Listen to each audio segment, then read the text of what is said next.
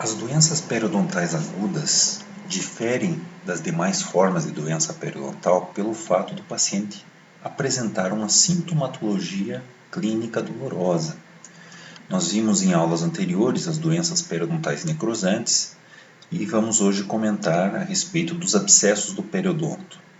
Nós temos o abscesso gengival, o abscesso periodontal e o abscesso pericoronal, antigamente chamado de pericoronarite.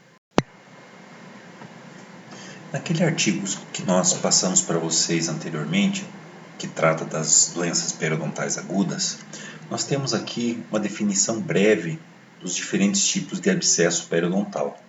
Então, os abscessos do periodonto, eles foram recentemente classificados em abscesso gengival, abscesso periodontal e abscesso pericoronal. Um abscesso gengival consiste numa coleção localizada de pus que envolve a gengiva marginal ou a pupila interdental, ou seja, uma condição restrita à gengiva marginal. Um abscesso periodontal consiste numa infecção purulenta localizada na intimidade dos tecidos adjacentes à bolsa periodontal, ou seja, o paciente, para ele ter um abscesso periodontal, obrigatoriamente ele tem que apresentar um quadro de periodontite naquela região, ou seja, uma situação onde ele já tinha um quadro crônico e que por alguma razão se desenvolveu esse quadro agudo que nós chamamos de abscesso periodontal. Então, essa infecção purulenta localizada na intimidade dos tecidos adjacentes à bolsa periodontal faz com que ocorra uma destruição dos tecidos de sustentação, do ligamento periodontal e do osso alveolar. Então, isso que diferencia o abscesso gengival do abscesso periodontal.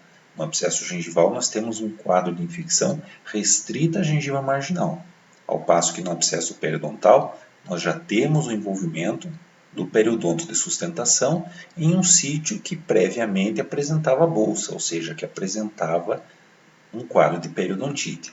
E o abscesso pericoronal, por sua vez, é uma coleção purulenta localizada na intimidade dos tecidos gengivais de dentes que estão em erupção parcial ou que estão parcialmente erupcionados. Por isso que é mais frequente um abscesso pericoronal em terceiros molares inferiores, apesar de podemos observar em qualquer outro elemento dental que esteja em erupção parcial ou parcialmente erupcionado.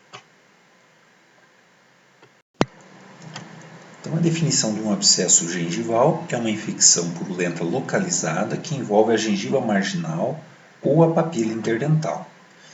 Nós estamos vendo o caso de uma paciente do sexo feminino, jovem, com 30 e poucos anos de idade, que chegou ao consultório queixando-se de dor na região da papila interdental entre o segundo premolar e o primeiro molar. Observando clinicamente, nós vemos um aumento discreto de volume, bem localizado, um eritema, uma coloração mais avermelhada, se nós compararmos com as outras papilas, sensível ao toque, essa região, e a paciente relatava que ela tinha tentado passar o fio dental nessa região e que notou que várias vezes o fio dental arrebentou e ficou um fragmento de fio dental nessa região. Radiograficamente, inclusive, aparece um corpo estranho nessa região. Nem sempre isso vai aparecer na radiografia. Mas nós observamos que não existe reabsorção óssea, ou seja, o paciente não apresenta um quadro de periodontite nessas regiões. Ou seja, é um quadro bem localizado, bem restrito. Se nós examinarmos o periodonto nas outras regiões, nós vamos observar que não existe, muitas vezes, sequer sangramento à sondagem nessas áreas. Então, o abscesso gengival, geralmente, ele está relacionado com a impacção de corpos estranhos no interior do sulco gengival. Então, é muito comum isso acontecer em pacientes que relataram que recentemente comeram pipoca, então fica uma casquinha de pipoca dentro do sulco gengival, espinho de peixe, cerda de escova, pedaço de fio dental arrebentado. Então, a introdução de objetos estranhos no interior do sulco gengival e a permanência desse corpo estranho no sulco gengival desencadeia um quadro de abscesso gengival. Não há destruição dos tecidos periodontais de sustentação, como nós já dissemos. É um quadro restrito à papila interdental ou, no máximo, à gengiva marginal. Aqui nós temos um outro quadro de um paciente com abscesso gengival entre o central e o lateral, como vocês podem observar. O tratamento consiste na remoção desse corpo estranho, e isso é feito de que forma? Mediante anestesia local e a raspagem subgengival, além de instituição de medidas de higiene bucal por parte do paciente. Então, nós vamos orientar que ele passe a técnica correta de uso do fio dental, de escovação, mas a remoção desse corpo estranho ela é normalmente feita por meio de anestesia bucal e raspagem supra e subgengival. Aqui um outro quadro de abscesso gengival entre o canino e o primeiro premolar. Observe que, inclusive, possivelmente esse abscesso gengival chegou até a promover um pequeno afastamento entre esses dentes, mas radiograficamente nós observamos que as cristas ósseas não estão apresentando reabsorção. Portanto, é um paciente que não tem periodontite. Ele tem um quadro localizado de abscesso gengival. Uma vez feita a anestesia e a raspagem, 2 ou 3 dias depois, o paciente já retorna com essa melhora significativa na região, já não se queixando mais de nenhum quadro doloroso. Pode-se prescrever analgésico ao paciente, mas isso geralmente não é necessário, e antibiótico terapia é totalmente desnecessário, visto que é um quadro infeccioso bastante localizado. Um outro abscesso gengival, você observa que radiograficamente não existe reabsorção óssea. Feita a anestesia local e a raspagem subgengival, nós notamos imediatamente uma melhora naquele aumento de volume do tecido e aqui 7 dias depois um retorno pleno à normalidade. Já o abscesso periodontal é quando essa infecção purulenta ela está localizada na intimidade dos tecidos adjacentes à bolsa periodontal. E isso pode levar à destruição do ligamento do osso alveolar. Existem várias situações que podem causar um abscesso periodontal, mas normalmente isso ocorre pela exacerbação de um quadro crônico pré-existente. Ou seja, o paciente tem uma bolsa periodontal, é um paciente que tem um quadro crônico, tem uma periodontite, e em determinado momento há uma exacerbação desse processo inflamatório. Isso pode ocorrer, por exemplo, por uma obstrução do trajeto desse exudato, então, por alguma razão aquele exudato inflamatório deixa de sair pela bolsa periodontal e acaba acumulando na intimidade dos tecidos, ou muitas vezes nós temos bolsas muito profundas, ou estreitas ou tortuosas, como por exemplo no caso das lesões de Furca, e isso faz com que ocorra o desenvolvimento desse quadro. Muito frequente também é a remoção incompleta de cálculo, ou seja, paciente que está em tratamento periodontal, é feita a raspagem e por alguma razão o cálculo e o biofilme das porções mais profundas da bolsa não são adequadamente removidos, e isso faz com que desenvolva um quadro de abscesso periodontal. Da mesma forma que para o abscesso gengival, se houver a introdução de corpos estranhos no interior da bolsa periodontal, pode ser um dos fatores que venha a desenvolver um abscesso periodontal. Além disso, condições sistêmicas podem estar relacionadas, nem sempre isso acontece, mas já observamos casos de pacientes com diabetes mellitus descontrolado, com níveis glicêmicos bastante elevados, e a ocorrência de abscessos periodontais nessa situação. Então, algumas condições sistêmicas podem favorecer a ocorrência de abscessos periodontais.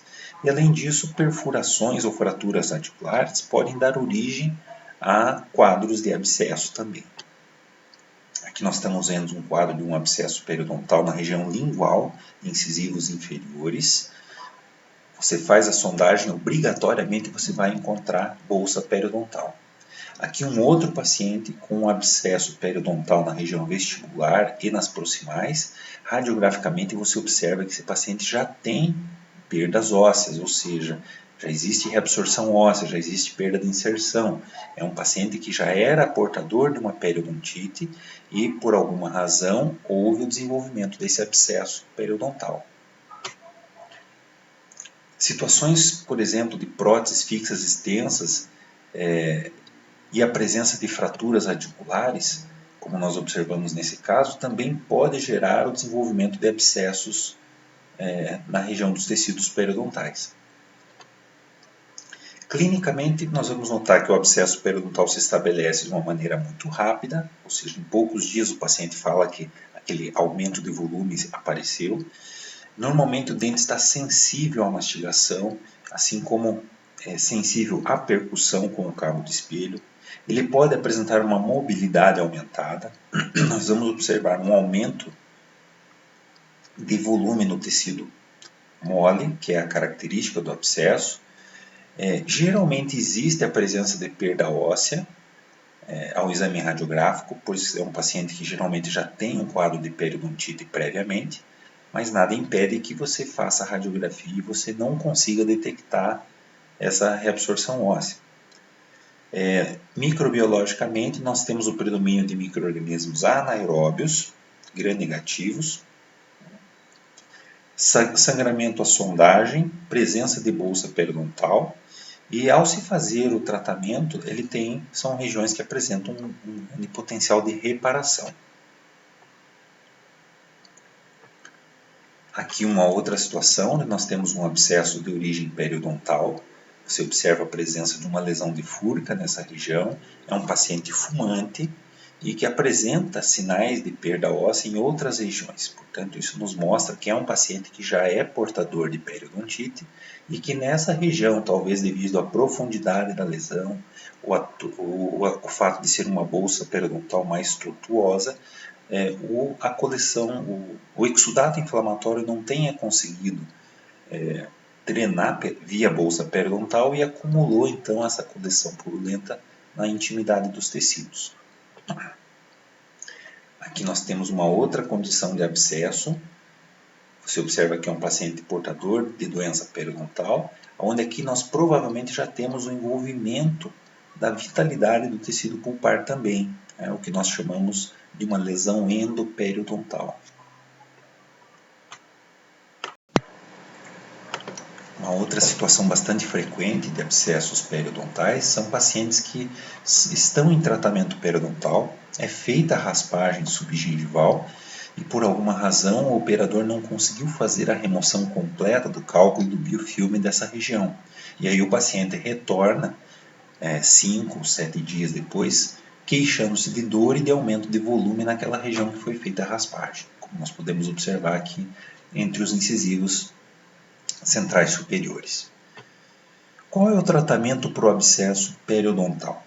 Primeiramente, fazermos o correto diagnóstico, verificarmos a presença de edema, eritema, presença de bolsa periodontal, e o tratamento consiste na remoção dos agentes etiológicos, ou seja, na maioria das vezes a anestesia e a raspagem subgengival é o tratamento adequado para se fazer para que se consiga a erradicação dos sinais e sintomas clínicos do abscesso periodontal.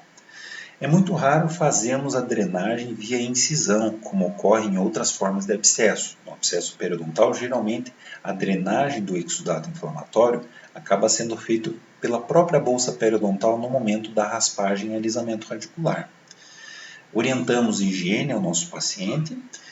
Podemos prescrever analgésicos por 2 ou 3 dias e antibióticos somente em situações onde haja sinais de envolvimento sistêmico de infecção, ou seja, linfadenopatia, febre, prostração, anorexia, assim como nós já descrevemos quando falamos a respeito das doenças necrosantes. Mas não é frequente a ocorrência de envolvimento sistêmico com abscessos de origem periodontal. Aqui nós estamos vendo aquela paciente que estava em tratamento e que retornou com um abscesso periodontal após a raspagem, provavelmente por uma remoção incompleta do cálculo do biofilme. Foi feita a anestesia e a nova raspagem subgengival nessa região. 7 dias depois, a paciente já apresentava com um quadro bastante satisfatório. E a mesmo nós observamos pela região palatina. Aqui nós temos um outro caso de abscesso periodontal que ocorreu numa região que recebeu raspagem subgengival. Então, alguns dias depois da raspagem, a paciente relatou um aumento de volume nessa região, uma sensibilidade ao toque, uma dor à mastigação, e nós observamos aqui a presença de uma bolsa infraóssea na região do premolar, entre o premolar e o primeiro molar, um aumento de volume nessa região. O que foi feito? Foi feita uma anestesia, uma nova anestesia por bloqueio, e foi repetida a raspagem subgengival nessa região. De forma que 7 dias depois a paciente retornou e clinicamente a região já se apresentava com características de normalidade, com ausência de supuração e com ausência de edema nessa região. Nesse outro slide nós estamos vendo mais um caso de abscesso periodontal que ocorreu entre o incisivo lateral e o canino desse paciente. Radiograficamente nós observamos a existência de uma reabsorção óssea importante. É um paciente que já é portador de periodontite. Muitas vezes nós podemos fazer como um critério de diagnóstico diferencial a introdução de um objeto radiopaco no interior da bolsa periodontal, para verificarmos se essa bolsa é uma bolsa que se formou devido à doença periodontal, ou se esse cone de gutta-percha, utilizado como meio de contraste, mostra que essa lesão é originária da região periapical, portanto, demonstrando que poderia se tratar de um abscesso de origem endodôntica. Mas aqui nós vemos que o objeto de contraste que foi introduzido dentro da bolsa, ele ficou na região do fundo da bolsa, não tendo comunicação com a região periapical. Então, isso nos ajudou ao diagnóstico de um abscesso de origem periodontal. Além disso, foi feito o teste de sensibilidade pulpar nesses dentes e eles apresentavam-se vitais, o que também nos levou a descartar a ocorrência de um abscesso de origem endodôntica. Foi feita a anestesia e a raspagem subgengival desses dentes, e aqui nós temos o aspecto de uma semana depois, observando que houve uma melhora no aspecto de cor e de volume do tecido, sendo ainda prematuro a realização de uma sondagem nessa região. Sempre que nós fazemos a raspagem subgengival, o ideal é que nós façamos uma nova sondagem somente 30 a 40 dias após a realização dessa raspagem, para vermos se houve uma redução na profundidade clínica de sondagem.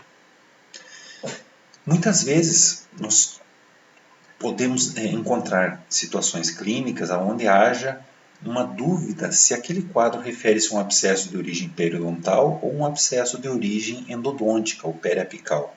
Então nós realizamos algumas manobras para tentar fazer o diagnóstico diferencial entre essas duas formas de abscesso. Nós vamos observar que no abscesso de origem periodontal, normalmente o teste de sensibilidade pulpar indica que o dente apresenta-se vital. Ele só vai apresentar-se com vitalidade negativa caso seja um dente que já tenha sofrido tratamento endodôntico. No abscesso de origem endodôntica, obrigatoriamente nós vamos ter a vitalidade pulpar negativa. É bom destacarmos que em dentes multirradiculares, dentes que apresentam mais de um canal, nós podemos ter uma resposta falso-positiva, porque nós podemos ter em um dos canais a presença de tecido pulpar vital e no outro um tecido pulpar já necrótico. Então, em molares, por exemplo, o teste de sensibilidade pulpar isoladamente ele já não é confiável para esse diagnóstico diferencial. Geralmente, os abscessos de origem periodontal, a dor que o paciente relata é uma dor mais localizada, ao passo que nos abscessos de origem endodôntica a dor tende a ser mais difusa. Às vezes o paciente não consegue dizer com certeza qual o dente que está originando aquele quadro de dor. No abscesso periodontal, obrigatoriamente nós temos uma bolsa periodontal. Então, nós fazemos a sondagem e nós vamos encontrar uma bolsa periodontal, geralmente ampla. Nos abscessos de origem endodôntica, nós podemos, na maioria das vezes, não temos bolsa periodontal. Só vamos encontrar uma bolsa estreita e profunda caso haja a drenagem daquela coleção purulenta da região periapical via a formação de uma bolsa. Mas na maioria das vezes nós não temos a obrigatoriedade de existir bolsa periodontal nos abscessos de origem endodôntica. Quando esse abscesso cronifica, formando um trajeto fistuloso, geralmente no abscesso periodontal esse trajeto fistuloso ele ocorre mais próximo da gengiva, ao passo que nos abscessos de origem endodôntica, geralmente o trajeto fistuloso, quando se forma mais próximo ao ápice do dente, portanto no nível de mucosa alveolar. Nos abscessos de origem periodontal, normalmente nós não vamos encontrar cáries ou restaurações profundas naquele dente. ao passo que nos abscessos de origem endodôntica é muito mais frequente encontrarmos cárie ou restaurações profundas no referido dente. Lembrando que a utilização de um cone de gutta-percha como um elemento de contraste a ser introduzido no interior da bolsa ou no trajeto fistuloso, caso este exista, é uma importante manobra para se fazer o diagnóstico diferencial entre essas duas formas de abscesso. Por fim, o abscesso pericoronal é uma infecção purulenta que está localizada nas intimidades dos tecidos periodontais que circundam um dente parcialmente irrompido. O dente mais frequentemente acometido por abscessos pericoronários são os terceiros molares inferiores. Ele está relacionado ao acúmulo de biofilme embaixo do capuz pericoronário. O paciente vai se queixar de uma dor localizada ou muitas vezes uma dor irradiada, até mesmo para a região do ouvido, dificuldade de abertura bucal, pode ou não apresentar febre e mal-estar. Na presença dessas situações, existe a indicação para se fazer a medicação com antibiótico como parte do tratamento desse abscesso pericoronário.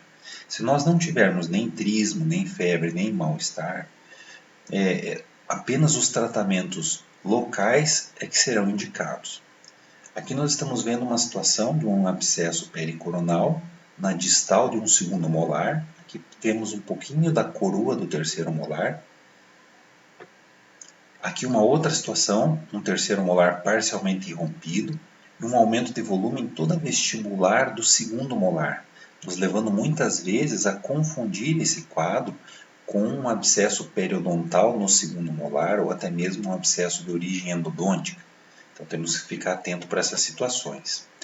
O tratamento dos abscessos coronários consiste em se fazer inicialmente uma raspagem subgengival delicada naquele capuz gengival que recobre o terceiro molar, mas não uma raspagem vigorosa, a fim de evitarmos a disseminação daquela microbiota para os espaços na região orofaríngea, que podem muitas vezes levar o paciente ao desenvolvimento de um quadro de angina de Ludwig.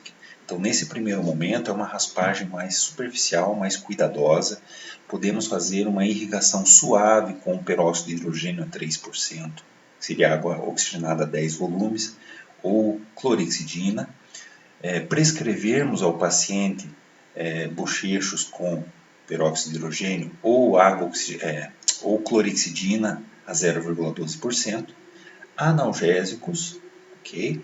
E se houver sinais de envolvimento sistêmico, podemos prescrever metronidazol 400 mg a cada 8 horas, ou alguns autores preconizam a associação da amoxicilina 500 mg com metronidazol 400 mg a cada 8 horas por um período de 5 a 7 dias, dependendo da regressão do quadro. O paciente retornando posteriormente, nós vamos, já com a melhora do quadro, analisarmos a posição do dente e ver se é viável a manutenção desse elemento dental. Nesse momento, nós podemos fazer uma raspagem subgengival mais adequada. Por vezes, se houver indicação da manutenção do elemento dental, fazemos a remoção daquele capuz pericoronário por meio de uma cirurgia retário de cunha distal, ou indicarmos a remoção do elemento dental caso ele não tenha antagonista, caso ele esteja impactado, caso ele não vá conseguir completar o processo eruptivo do dente. Então aí poderia se indicar a exodontia do dente, mas jamais se indicar a exodontia na presença de um quadro de abscesso pericoronário. Primeiro nós temos que tratar o abscesso pericoronário para só depois então realizarmos a exodontia do elemento dental, caso essa exodontia esteja indicada. Aqui nós temos uma paciente jovem, com menos de 20 anos de idade, que apresentou um quadro de abscesso pericoronário. Ela tinha inclusive um edema extraoral na região, apresentava um quadro de trismo. O aspecto intrabucal que foi possível fazer, a foto que foi possível fazer nesse momento, devido à presença da limitação da abertura bucal, mostrava um aumento de volume de tecido na vestibular do segundo molar e a pontinha da cúspide, de uma das cúspides do terceiro molar. Ela estava com febre, com trismo, portanto, nessa primeira sessão, o que foi feito? uma limpeza bem cuidadosa e suave nessa região, não uma raspagem vigorosa. Foi feita uma irrigação subgengival com clorexidina nessa região, na cadeira odontológica, e foi feita a prescrição de metronidazol 400 mg a cada 8 horas para essa paciente. Nós acompanhamos a paciente. Aqui nós estamos vendo 3 dias depois, ela já estava com uma melhora no quadro de dor. O edema ainda persistia na região, mas já estava em regressão. Aqui radiograficamente nós vemos o aspecto do terceiro molar parcialmente rompido. Aqui, com 7 dias após o tratamento, nós podemos observar que não há mais aquele edema extraoral, a paciente já consegue abrir a boca de maneira adequada e nós já vemos o terceiro molar aqui, a sua cúspide mesiovestibular e mesiolingual e um tecido gengival de uma coloração já bastante próxima à normalidade. Nesse momento é que nós vamos avaliar se esse dente vai ser mantido, se houver condições e indicações para manutenção desse dente, nós podemos planejar então aqui uma cirurgia retalho para remoção desse tecido, a fim de complementar a exposição da coroa desse dente. Se esse dente tiver indicações de exodontia, como por exemplo a falta de mucosa queratinizada adequada nessa região, ou se o dente apresentasse uma impacção na face distal do segundo molar, ou a paciente não tivesse o dente antagonista, ou existisse dificuldade de higiene nessa região por parte do paciente, nesse momento em que o quadro agudo já foi contornado, ou seja, a paciente não tem mais o abscesso pericoronário, é nesse momento em que nós podemos indicar a exodontia do elemento dental, e não na presença de um quadro de pericoronarite ou de abscesso pericoronário. Aqui vocês estão vendo o aspecto inicial, aqui o aspecto 3 dias depois, e aqui o aspecto 7 dias depois, já com a resolução daquele abscesso pericoronário.